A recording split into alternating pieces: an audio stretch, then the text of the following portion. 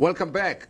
The week's news headlines continue to center on the continued defiance and disregard for the law by former President Jacob Zuma, as well as opinions that President Cyril Ramaphosa is not dealing with this and factional issues in the ruling party with enough urgency.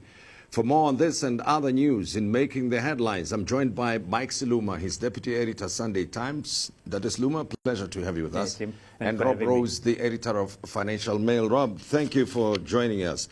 Right away, the criticism from almost every quarter is that President Cyril Ramaphosa is sitting on the fence when it comes to this matter of the State Commission into corruption, headed by Justice Zondo, particularly the defiance on the part of President Zuma, who's plainly said he's not going to appear, and he has not appeared, and for that matter has issued letters that suggest or claim that actually President Cyril Ramaphosa may have paid some of the judges to take the particular action that they are taking against him. Mm-hmm.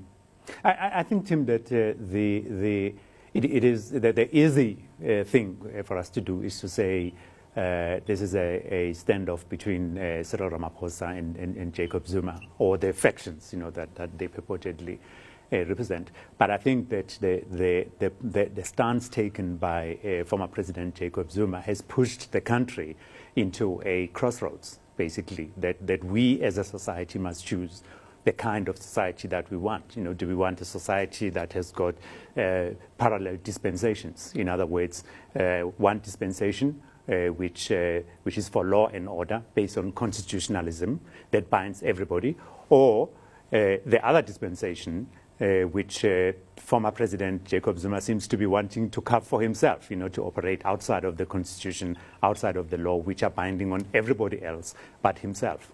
So I think that as a society we need to take that very seriously, especially because the people who are supporting former President Zuma are hinting, at different points about the threat, the dark threat of instability in society and possibly violence, so that President Jacob Zuma can get his way, basically, outside of the agreed constitutional mandate. I understand you, and I hear you and agree with you. A lot of people are expressing their views on this matter, but they wonder why the president is not saying much about this matter, given that the former President Jacob Zuma is firstly, or was, a deployee of the ANC when he was president, using the ANC language in this regard, and that some members of the ANC, including within the NEC, say they support the stance taken by President Jacob Zuma. And the president is the authority on these matters. He hasn't said anything. Rob, what is your reading, what is your take of the way President Cyril Ramaphosa is managing the whole thing of former President Zuma's defiance of the Zondo Commission? Well, he's always been very cautious in the way he responded. I mean, the fact is he's still got the power. The presence is with him. It's Jacob Zuma who has to fight this battle, who has to make the running. And it's why Jacob Zuma is raising all these wild and crazy conspiracies. The president knows that he can basically wait it out, and soon there's going to be a realignment of forces. Within a month, I think they have to have some kind of decision on the step-aside rule and whether Ace Magashule will go. And I think that slowly but surely, he doesn't need to do too much more. So, sure, he's actually displaying immense inertia and doing nothing. But at the moment, it is sort of, it might not be the worst thing for him at this moment. The Zuma faction is certainly blowing themselves wide open and possibly blowing themselves up entirely.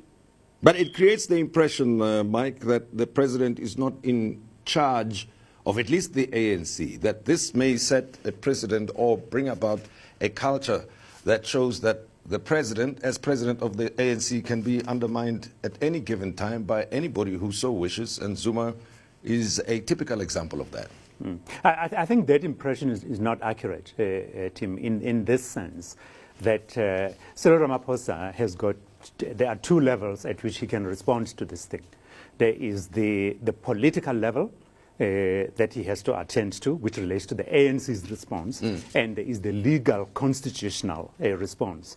And if we start with the constitutional response, I think it would be inappropriate for the president to express his view or to try to lean on state entities to do anything, for or against any citizen, whether it's Jacob Zuma or anyone else. I think that our constitutional dispensation is structured such that there's a separation of functions, between the executive and the judiciary, etc. On that front, I don't think he can be faulted, to say, he has not said anything or done anything.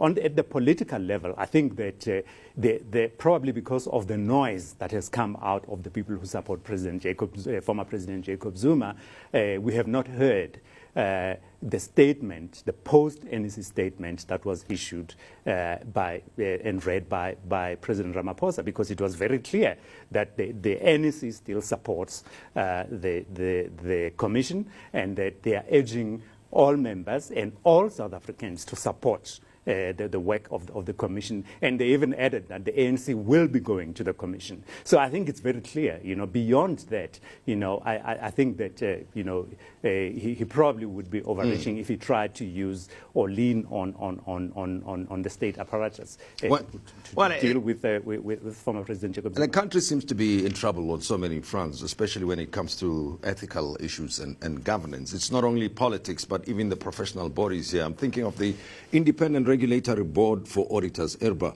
The CEO has resigned, Janita John, but this has been some time in the making, Rob. Why did it take this long? Because from the get-go, when Janita John was appointed, a lot of people did raise concerns about her tarnished image already at that time. But now it has been, the board has been dissolved. When you've had an auditing failure at a large company is clearly not going to be optimal. And so that's actually the thing is, it is actually a very important thing for the country, what happens here. But, if you have a strong auditing sector where companies are held to account and you can trust financial statements, then you'll have investors come into the country and put money in. If people can't trust financial statements, if you don't trust the auditing industry, I think that's when you have a failure of confidence in investing. And I think that's why this case matters so much. Who heads the audit regulator? When you have collapses like Steinhoff, when you have Tongaat Hewlett and EOH, VBS Mutual Bank, you have to have consequence regulator. That's why this is particularly important. And that's why the person who heads the regulator is a critical point. What does this all say about the auditing profession? I mean, we also have heard that Deloitte has said that it will pay, 1.3 billion rand to clean its Steinhoff stain. And we'll talk about Marcus Jooste in a moment. But it looks like the auditing profession is in trouble on so many fronts. There's Steinhoff, there's EOH, there's Tongaat, there's all these issues that go way back. So they're trying to deal with this. And that's, it takes a while. KPMG this week tried to separate its consulting business from its auditing business for its local JSE-listed clients. And that's the kind of measure you need to improve governance and hopefully prevent these massive auditing failures, because it's bad for the country. It's bad for investor perceptions, I suppose. So the auditing industry is at least taking some steps to bury these scandals, to bury the ghosts of Steinhoff and EOH and Tonga. And I think that's a good step. Mike, your comment on the professional bodies. I suppose there are other issues that can be raised even with the legal profession, but for now, staying with the auditing profession. I mean, these are people, starting with IRBA itself, that should monitor the auditing firms. The auditing firms are deep in trouble, especially the big ones. So, it shows that there's a lot that's wrong in the corporate sector governance-wise. Yeah, I think that as you were saying initially, Tim, it's a question of ethics. We need to have leaders who are ethical, and as you're saying, it's a society-wide problem. Whether it's in politics or in the auditing profession or even in business itself. So I think that what we're dealing with here, that what's happening in the audit profession is symptomatic of a general problem in society, that we do not have nearly enough leaders who are ethical. For example, if the auditors come in and actually I quite like what KPMG are trying to do to separate, and Rob has just been referring to that, to separate the consultancy from the auditing, because I think that was causing, a conflict in the sense that if you are auditing and you're supposed to audit, at arm's length, you are also bidding for business, so that you've got one eye on getting the consultancy business. So you are more likely to want to please client as opposed to keeping client on their toes, because you're wanting to keep the business, the consultancy business.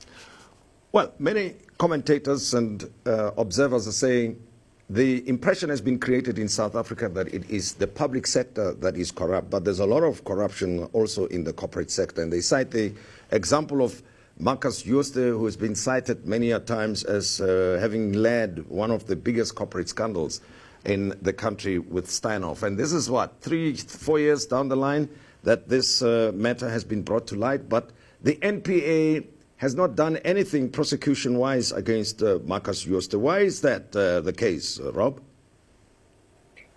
Tim, I have no idea. This happened, like you say, three point something years ago, and there's no good reason why they shouldn't have at least dealt with the insider trading issues that Steinhoff faces, if not the wider accounting fraud. You can argue that that's a lot more complicated, the accounting fraud, and it will take longer, but certainly the insider trading case is a very simple one. So you're right. I think it looks bad for INPA that they can't do this, that they haven't done it. It looks like it's selective prosecutions for public sector figures and not the private sector. And I think the answer is probably more nuanced than that. I think it's a lack of confidence from the fact that they mess up big cases because of the lack of skills a lot of the time.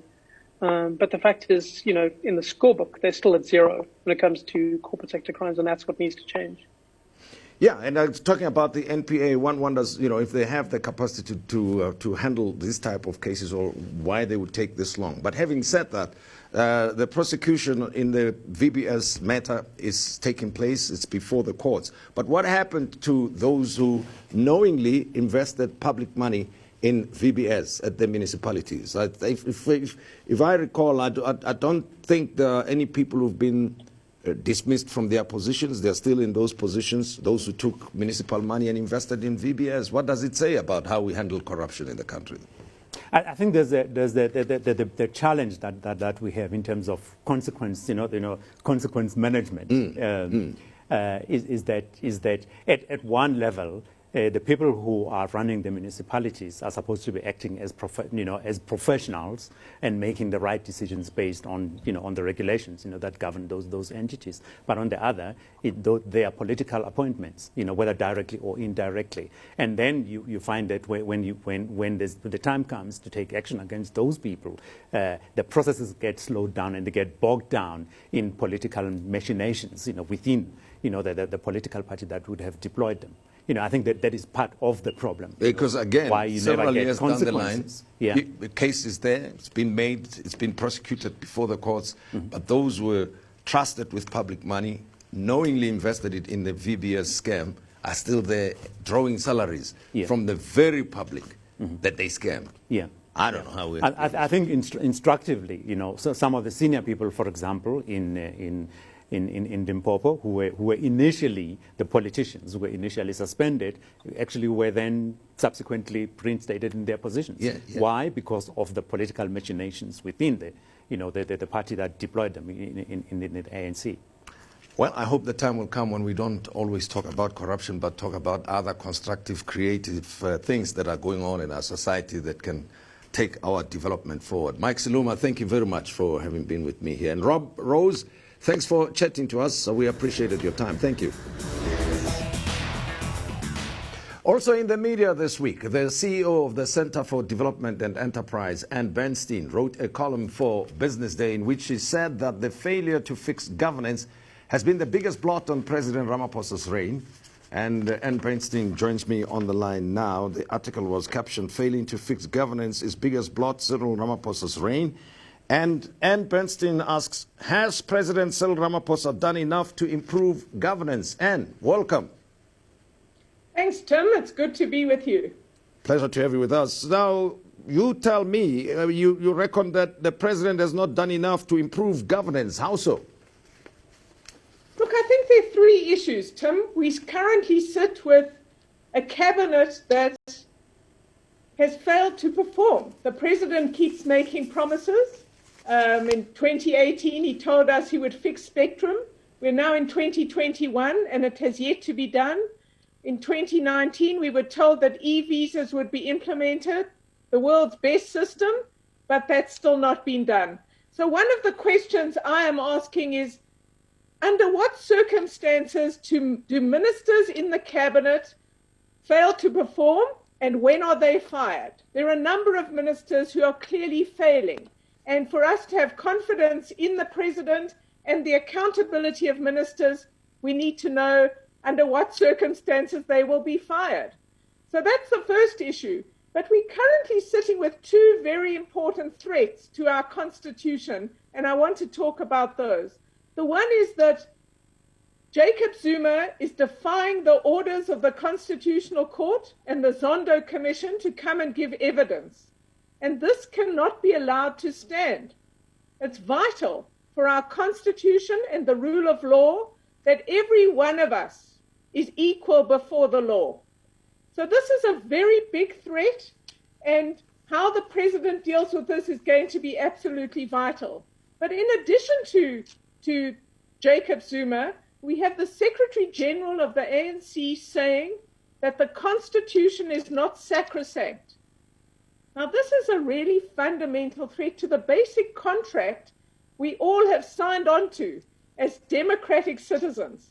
And I was pleased to see the president on Sunday night, coming out of the NEC meeting, said that in his view, the Constitution is sacrosanct.